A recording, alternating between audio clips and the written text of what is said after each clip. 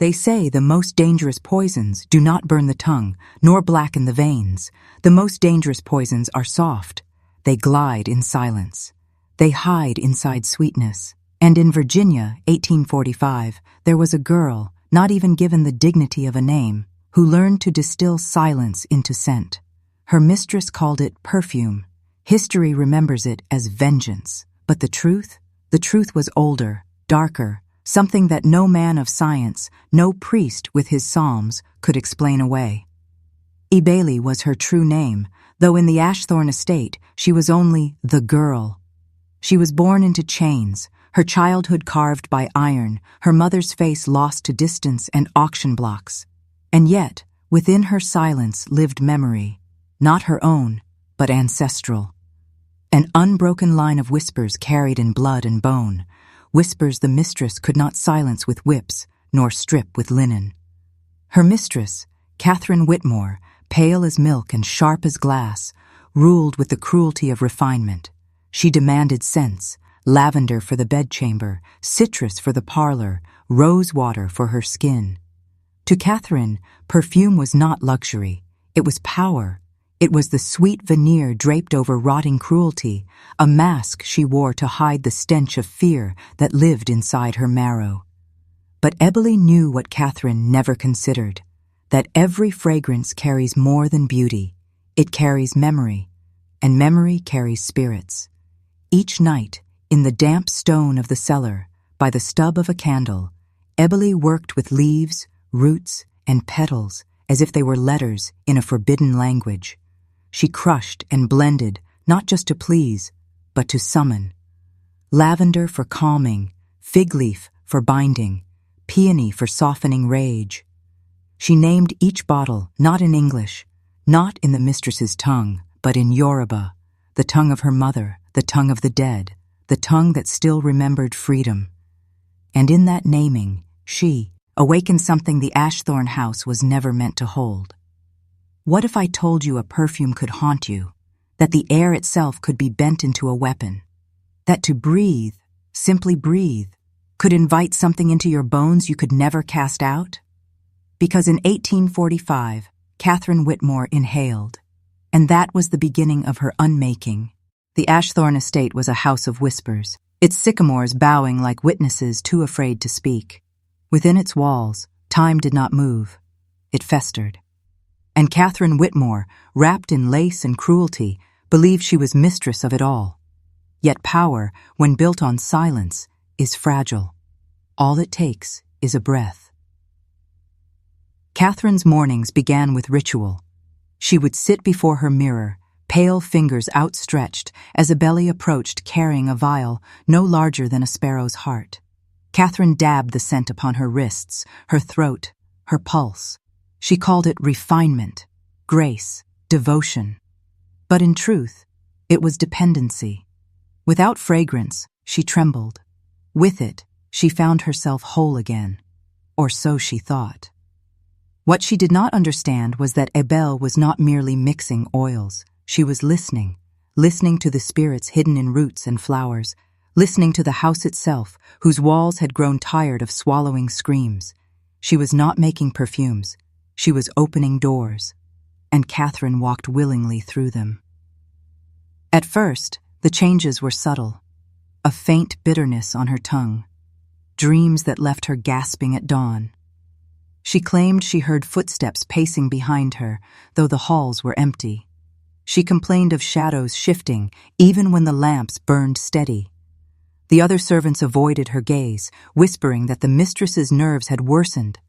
But Ebele's eyes remained calm, steady, patient, like someone watching fruit ripen toward rot. It was lavender that began the unraveling. Catherine swore the scent no longer soothed but unsettled. The oil meant for sleep instead woke her with visions, voices chanting in a language she did not know, a woman's face in the corner of her mirror that was not her own. Still, she demanded more. Still, she reached for the next vial, as though obedience could be bottled and worn like pearls. And Ebele gave it to her, each vial sealed with wax, each whispered too in the tongue of her ancestors, each carrying not just fragrance, but memory. memory of chains, memory of fire, memory of blood that refused to stay buried. The house began to change with her. Doors swelled against their hinges. The grandfather clock faltered. Even the orchard seemed to droop as if in mourning. Catherine's perfume did not just cling to her skin, it filled the estate, seeping into its wood, its fabric, its air. And so the poison spread, unseen, unheard, breathed by all. By autumn of 1845, Catherine Whitmore had become a prisoner of her own senses. The very perfumes she once flaunted as symbols of refinement now clung to her like shackles. She could not dress, dine, or even sleep without them. If her vial ran empty, she grew frantic, her hands shaking, her breath sharp as if drowning in air too thin to sustain her. But it was not dependency alone. It was dread, because with each new fragrance, Catherine felt less alone, and not in the way one hopes. She began to speak in whispers, telling her mirror that figures lingered in the corners of her chambers, swaying just out of sight. At supper, she accused the servants of brushing against her shoulder, though they stood yards away. She woke at night drenched in sweat, certain she had heard her own name carried in a voice that was not her own.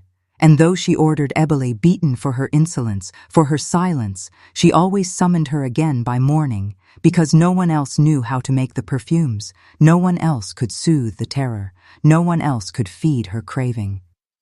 And so Catherine endured the girl's stillness, endured those dark, steady eyes that seemed to see straight through her lace, her wealth, her cruelty. It was in those eyes Catherine first felt it. The truth she dared not speak aloud, that she was no mistress here, that perhaps she had never been. The other servants noticed her decline. They whispered in kitchens, in stables, in the back gardens, where no one of power should have heard. They said the mistress was cursed, that her vanity had opened the door to something she could not close. But Catherine forbade their tongues. She clung instead to her bottles, each one more intoxicating, each one more ruinous. She could not understand why the rosewater, once sweet as summer, now smelled faintly of ash, why the citrus she wore for guests tasted of iron on her lips, why the fig leaf blend that once calmed her now made her hands twitch as though holding invisible chains. And yet, she wore them still. Ebele never smiled, never gloated, never spoke. But in her silence lived a certainty. Catherine was unraveling. And the house was listening. By winter, the estate had grown restless. The air itself seemed heavy, as though the house carried grief it could no longer contain. Guests stopped calling. Servants quit in silence, vanishing before dawn with nothing but the clothes on their backs. And Catherine Whitmore, once a woman of poise, a queen in her own mind, had become gaunt, restless, and paranoid. She swore the walls groaned when she passed, as though they held voices trapped beneath their plaster. Doors that once swung open with ease now resisted her touch. The great windows of the parlor, which once caught the morning sun in golden sheets, began to warp and blur, reflecting her face in strange distortions. Even her beloved mirror, that sacred altar of vanity, betrayed her. For when she peered into its glass, she saw not only herself, but flickering faces behind her shoulder. Women she did not know, children with hollow eyes. And once, only once, she swore she saw Ebele standing there, though the girl was nowhere in the room. Her sleep abandoned her. The perfumes that once soothed now worked like shackles. When she tried to resist them, her body betrayed her, trembling, sweating, gasping like a drowning woman. So she would call for Ebele, demand another vial, another drop, another whisper of invisible comfort. And though her tongue dripped with insults, though her hand sometimes struck the girl's cheek, Catherine could not live without her. But the perfumes had changed. They were no longer flowers, herbs, or oils. They were something else, something darker. The lavender reeked of damp earth, like graves disturbed. The rosewater carried a metallic edge, copper and sharp, like blood. The fig leaf blend left a bitter aftertaste on her lips, one that clung even through wine. And always, always, there lingered an undertone she could not name, a scent that clawed at memory but never revealed itself. until she realized it was ash. Ash and smoke and fire. One night, she woke choking, her chamber thick with the smell of burning fields. She screamed for servants, but none came. She ran through the halls, her candle stuttering, and saw it. Shadows upon the walls that moved, though she did not. A procession, dozens of them, marching through the house without sound. Bound, bent, carrying chains that rattled though no metal struck. She fell to her knees, gasping, swearing she would tear the house apart brick by brick, but the shadows only marched on, vanishing into the dark. And in the doorway stood Ebele, silent, watching. Catherine Whitmore no longer knew where her body ended and the house began. Each breath carried the weight of unseen hands pressing against her ribs. Each glance in polished glass revealed faces that did not belong to her. She could not eat without tasting smoke. She could not sleep without hearing chains. Even daylight offered no mercy, for the sun only revealed how hollow her reflection had become, skin stretched tight over bone, eyes ringed in shadows too deep to be explained away. Her temper turned violent. She struck servants with no cause, drove them into the snow for imagined slights, and raged at Ebele, as if the girl's silence itself were a weapon. Yet Catherine always returned to her, trembling, pleading, demanding the next vial. For though the perfumes now terrified her, she could not endure a moment without them. She dabbed them on her wrists, her neck, her lips, as if coating herself in invisible armor. But no armor held. The scents did not soothe. They summoned, and the summonings grew stronger. Catherine began to hear voices not in dreams, but in daylight, at first muffled, like distant weeping, then clearer, louder, commanding. They spoke in a tongue she did not know, and yet she understood. They called her thief. They called her master of nothing. They named her by words she had never heard, and yet cut her to the marrow. And with each inhalation of Ebele's perfumes, the voices multiplied. She locked herself away in her chambers, scratching words into her walls with the points of broken combs, words no one else could read, spirals and symbols that spread like a fever. She broke her mirrors, but shards still caught her gaze, still showed her strangers staring back. She burned linen, curtains, furniture, claiming the fabrics themselves whispered. Still the whispers lingered, and always Ebele was there, unmoved, silent, watching her collapse with a stillness that Catherine could not bear. She tried to banish the girl, swore she would sell her south, swore she would see her whipped to death. But when the house fell silent, when the air grew too thin to breathe, when the scent of ash swelled so heavy she thought she might suffocate, it was always Ebele she called for. And Ebele always came, with another vial, another breath, another step deeper into madness. By now, Catherine no longer ruled Ashthorne. The house belonged to the dead. The winter storm came without warning, swallowing Ashthorne in ice and silence. Roads vanished. The orchard bent beneath frozen weight, its branches snapping like bones. For days, no one entered or left. The estate stood alone, a mausoleum adrift in white, and inside, Catherine Whitmore unraveled at last. Her screams rang through the halls. Sometimes they came as rage, violent, spitting curses, threats of fire and lash. Other times they were nothing but sobs, guttural and broken, like an animal in a trap. The servants who remained locked themselves in the attic, refusing her summons, leaving trays of food outside her chamber like offerings to a beast. None dared breathe the air too deeply, for it carried a weight, a thickness, a perfume that no washing could remove. Catherine began to destroy the house. She tore draperies with her nails, smashed porcelain against the hearth, overturned chairs until the parlor resembled a battlefield. She clawed the wallpaper from her walls in long strips, swearing there were faces beneath, faces pressing outward through the plaster, and in every ruined room she accused Ebele, accused her of witchcraft, of poison, of opening doors that should have remained closed. She swore she would kill the girl, But even as she spoke, she staggered to her knees, begging for another vial, another drop of breath to keep her from breaking entirely. And Ebele gave it. Calm, silent, her hands steady as Catherine's trembled. Each perfume stronger than the last, each one sealing her deeper into the cage she had built for herself. The visions turned violent. Catherine no longer saw shadows in the mirror. She saw chains, coils of iron wrapping her throat, her wrists, her ankles. She felt their weight, even when no metal bound her. She screamed at the walls, begging for release, but the chains only tightened. At night, she woke with bruises around her wrists where nothing had touched her. By day, she swore she saw flames licking at the edges of the curtains, though no fire burned. Ashthorn groaned with her madness. Doors slammed without wind, windows shattered inward. The great clock told hours that did not exist. And through it all, Ebele walked unharmed, untouched, her silence more damning than any curse. For Catherine had never understood. The perfumes were not meant to soothe, they were meant to summon. And what they summoned was finally here. It began with footsteps, not the shuffling of servants, nor the delicate tread of Catherine's own slippered feet. These were heavier, slower, dragging, chains scraped against the floorboards, though no chains had been carried through the halls for years. Catherine froze in her chamber, her candle trembling in her hand, as the sound moved closer.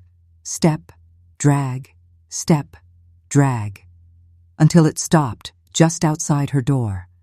Her breath clawed at her lungs. The perfume clung thick around her throat, sweet and choking. She pressed her ear to the door. Silence.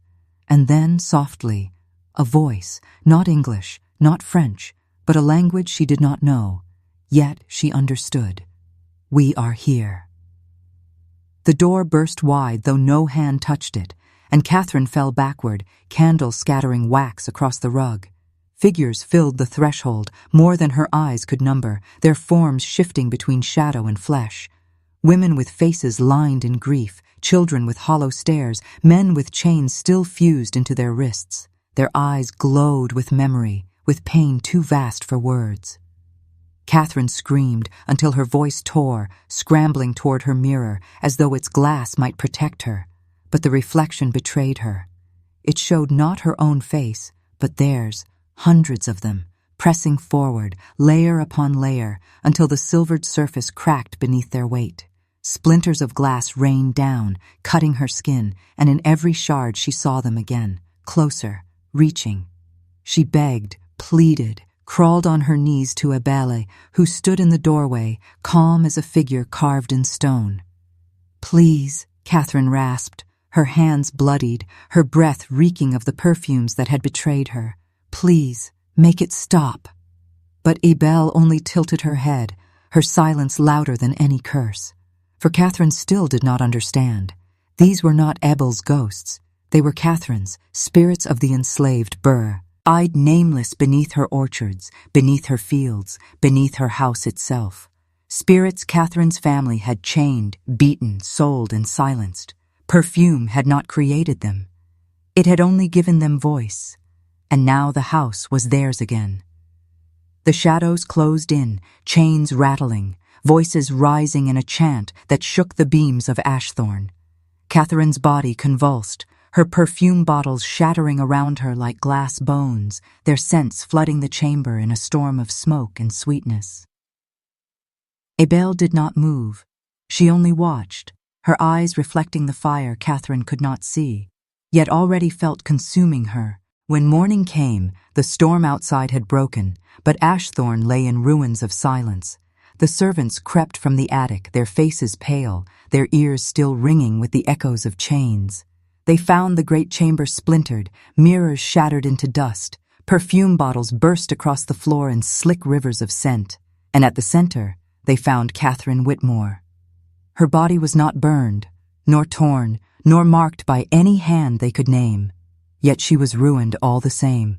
Her skin bore the gray pallor of smoke, her lips blue as if drowned, her eyes wide, staring, filled with the reflection of something no one else could see.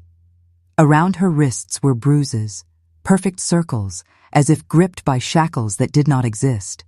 She had not died by blade or rope, but by something older, something that breathed through the walls and would never leave them again. No priest would bless her. No family came to claim her. The estate was left to rot, its windows black, its orchards abandoned. The servants whispered of the night Catherine was taken, but none spoke too loudly, for the air itself still carried the weight of perfume, lavender, rose, ash.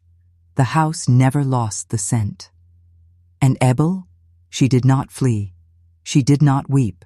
She walked the halls as though they had always belonged to her, for in truth they had never belonged to Catherine at all. She gathered the broken glass, swept the shards into a corner, and returned to the cellar where the vials had been born. She lit a candle, crushed petals between her fingers, and whispered in the tongue of her ancestors. Not for vengeance, vengeance had already been served, but for remembrance, for the voices that had finally spoken. They say Ebele remained there until her own death, her silence heavier than words, her eyes carrying storms that no man dared meet, and Ashthorn itself became legend. Travelers swore the scented. If perfume drifted from its broken windows, thick and cloying, long after the house had been abandoned. Some claimed to see figures in the orchard, chained silhouettes swaying like trees in the wind.